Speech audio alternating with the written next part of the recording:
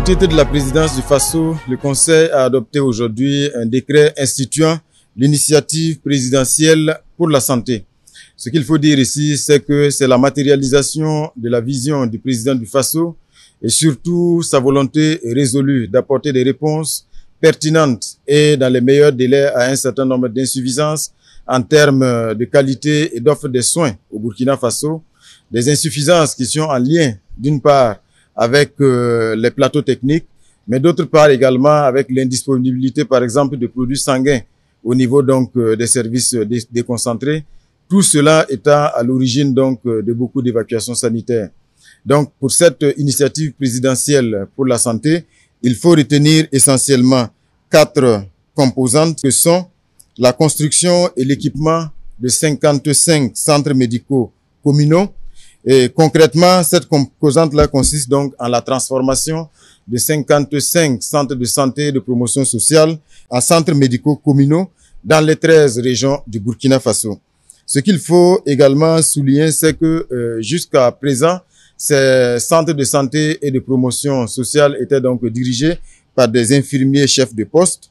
Et en outre, il y a aussi au niveau infrastructurel un certain nombre de difficultés liées notamment donc à la vétusté des locaux et surtout à la disposition assez éparse au sein des CSPS des différents bâtiments. À travers l'initiative présidentielle pour la santé, il s'agira de construire à court et à moyen terme des bâtiments juxtaposés et surtout des bâtiments à niveau et en 2 phases. La juxtaposition ayant pour objectif de permettre une meilleure coordination des soins. Il sera également affecté dans ces centres médicaux communaux des médecins généralistes, du personnel de laboratoire et des spécialistes pour l'imagerie médicale et du personnel de soutien pour la maintenance. La deuxième composante de cette initiative majeure, c'est la construction et l'équipement de 5 services d'anesthésie et réanimation dans les hôpitaux. Ce pan de l'initiative vise à doter les centres hospitaliers, universitaires et régionaux dont le service d'anesthésie et réanimation n'existe pas ou manque d'un certain nombre d'équipements médico-techniques pour assurer une certaine autonomie à ces hôpitaux et réduire ainsi les évacuations sanitaires. Ce qu'il faut également indiquer comme composante, notamment la 3e composante, c'est la création d'un institut du cœur au sein du centre hospitalier universitaire de Tengango. Et la 4e composante consiste donc à rendre disponible le diagnostic moléculaire du cancer du sein.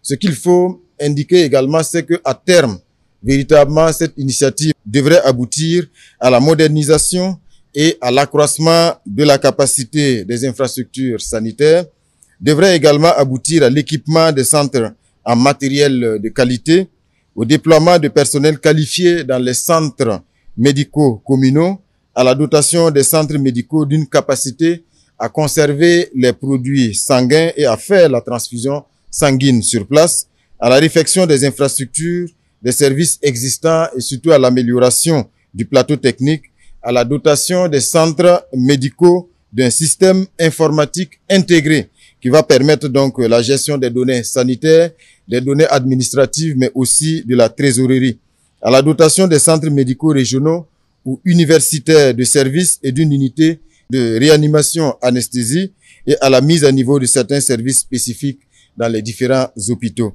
Ce qu'il faut souligner également comme information importante en lien avec cette initiative présidentielle, c'est qu'elle sera pilotée par un dispositif institutionnel organisé à travers le schéma suivant, notamment donc un comité national de pilotage chargé de l'orientation stratégique de l'initiative, une cellule de coordination technique qui aura la charge de la préparation des travaux du comité de pilotage et enfin des comités locaux de mise en œuvre qui seront donc mis en place au niveau des communes et des arrondissements afin donc d'assurer et d'œuvrer à l'efficacité, à l'aboutissement efficace et à la réalisation donc des différentes composantes. Le financement de cette initiative présidentielle pour la santé sera assuré par la participation au niveau donc des communautés locales, la contribution bien sûr de l'initiative présidentielle, mais aussi l'appui du ministère en charge de la santé. Cette initiative présidentielle pour la santé sera logée au Bureau national des grands projets. Suite donc au travail qui a été fait par le ministère en charge de l'urbanisme par rapport donc à l'appurement du passif immobilier, le gouvernement a donc décidé aujourd'hui d'adopter ce décret portant organisation d'une opération spéciale de délivrance de titres fonciers. Le travail qui a été fait par le ministère en charge donc de l'urbanisme a permis d'identifier 49 promoteurs immobiliers qui pourraient être en règle et dont 180 000 parcelles qui sont au niveau de 127 sites pourraient faire donc l'objet de régularisation. Le gouvernement a donc décidé d'organiser une opération spéciale de délivrance de permis urbains d'habiter à travers donc la simplification de la composition des dossiers de demande de ce titre-là. Il y a certaines pièces qui ne seront plus exigées par donc au profit des demandeurs. Il s'agit entre autres de l'extrait cadastral ou bien de la quittance de la taxe de résidence. Il s'agit également de la mise en place d'un dispositif allégé, d'un dispositif spécial qui consiste donc à identifier des lieux précis au niveau desquels nous allons regrouper l'ensemble des acteurs qui interviennent donc dans le processus de délivrance des permis urbains d'habiter. Il s'agit également donc de l'institution de coûts forfaitaires qui vont être donc payés par les acquéreurs en fonction des zones et également en fonction des superficies des parcelles. Également, la question de la célérité n'a pas été omise parce que nous envisageons en tout cas réduire à travers cette opération-là fortement les délais de traitement, donc de délivrance du permis urbain d'habiter. Et nous nous sommes donc fixés un délai de 72 heures pour disponibiliser ce titre de jouissance-là. Et on pense que l'adoption de ce décret, en tout cas, va permettre aux différents acquéreurs bénéficiaires de pouvoir donc assurer la sécurité foncière de leurs différentes parcelles. Au courant de l'année 2023, une nouvelle loi a été votée pour régir désormais l'activité de promotion immobilière au Burkina Faso. Cette loi comporte des innovations majeures et qui vise entre autres à recentrer l'activité de la promotion immobilière autour de la production de logements, à limiter les superficies qui sont réservées à l'activité de la promotion immobilière à 5 hectares par projet et par promoteur immobilier et à surtout exclure les terres rurales qui sont destinées aux activités agro-silvo-pastorales. Après l'adoption de cette loi, il se trouve qu'il y a un certain nombre de dossiers qui étaient en traitement au niveau des administrations et donc pour traiter ce passif, un comité interministériel a été mis en place et qui a permis de collecter un certain nombre de dossiers et d'informations auprès des structures publiques de l'administration, auprès des promoteurs immobiliers eux-mêmes et auprès des acquéreurs à travers une plateforme numérique qui avait été lancée au courant du mois de mars-avril 2024. Alors, à l'analyse des informations et de ces dossiers qui ont été récoltés, collectés au niveau des différents acteurs, il ressort que 1812 sites ont été mobilisés pour l'activité de la promotion immobilière dans le cadre de l'ancienne loi de la promotion immobilière. Et ces 1812 sites totalisent 120 000 hectares de terres qui ont été mobilisés dans le cadre de l'activité de la promotion immobilière par 159 promoteurs immobiliers et 5 coopératives d'habitat. Alors, sur la base de ces informations reçues, une grille d'analyse a été élaborée qui a permis d'analyser ces différents dossiers qui ont été reçus. Et cette grille d'analyse comporte certains paramètres, dont notamment l'existence d'un titre foncier pour les différents sites, l'existence d'une autorisation de lotir pour ces sites, l'existence d'un plan d'aménagement validé, d'un arrêté portant approbation du projet immobilier, de l'aménagement de ces sites-là et également de leur raccordement au réseau d'adduction en eau potable, d'électricité, la viabilisation, le niveau de vente et de construction au niveau de ces sites-là. Donc, à l'issue de ce processus d'analyse, des recommandations ont été faites à l'endroit du Conseil des ministres. Donc, aujourd'hui, décision a été prise au cours du Conseil des ministres dans une première phase de régulariser 127 sites qui, à l'analyse de la grille qui a été arrêtée, répondent à un certain nombre de critères. Et ces 127 sites-là appartiennent à 49 promoteurs immobiliers. Donc, il a été décidé de procéder à la régularisation dans une première phase de ces 127 sites appartenant à 49 promoteurs immobiliers. Donc, la régularisation va consister à octroyer des titres de propriété aux acquéreurs, des clients de ces différents promoteurs à travers une procédure qui va être déclinée par le ministère en charge des Finances. Et il revient aux 49 promoteurs immobiliers dont les sites ont été retenus pour être régularisés de prendre des agréments pour se mettre à jour afin de poursuivre la mise en œuvre de leurs projets qui ont été retenus dans la liste des 127 sites qui ont été retenus. Il faut retenir également qu'un plan d'action a été adopté pour traiter tous les autres sites qui ne sont pas passés dans le cadre de cette première phase-là, au cas par cas. Donc, on invite tout le monde à la patience et à attendre les instructions, en tout cas les informations qui vont être fournies par le ministère. Donc, il faut rassurer les uns et les autres que l'activité de la promotion immobilière est régie par une nouvelle loi et il est interdit aux promoteurs immobiliers de procéder à la vente des terrains nus.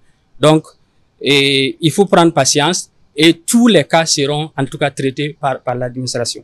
Le Conseil a acté le début du processus de transfert des écoles Horizon à la Fondation Maarif en procédant déjà à l'adoption de ce décret qui remet la gestion sous la tutelle du ministère de l'Éducation nationale en vue de son transfert définitif à la Fondation Maarif. Je dois dire que c'est un processus qui est en cours depuis déjà plusieurs années et qui nous permettra de nous conformer comme dans plusieurs autres pays dans la sous-région et rester en phase avec les accords que nous avions passés avec la Turquie. Il est important de préciser que ce transfert tient compte de deux faits majeurs. Le premier, c'est de faire en sorte que la qualité de l'enseignement qui est dispensé dans ces écoles soit maintenue. Et ça, c'est déjà acté. Et le deuxième, c'est de faire en sorte que le cycle scolaire aussi soit respecté.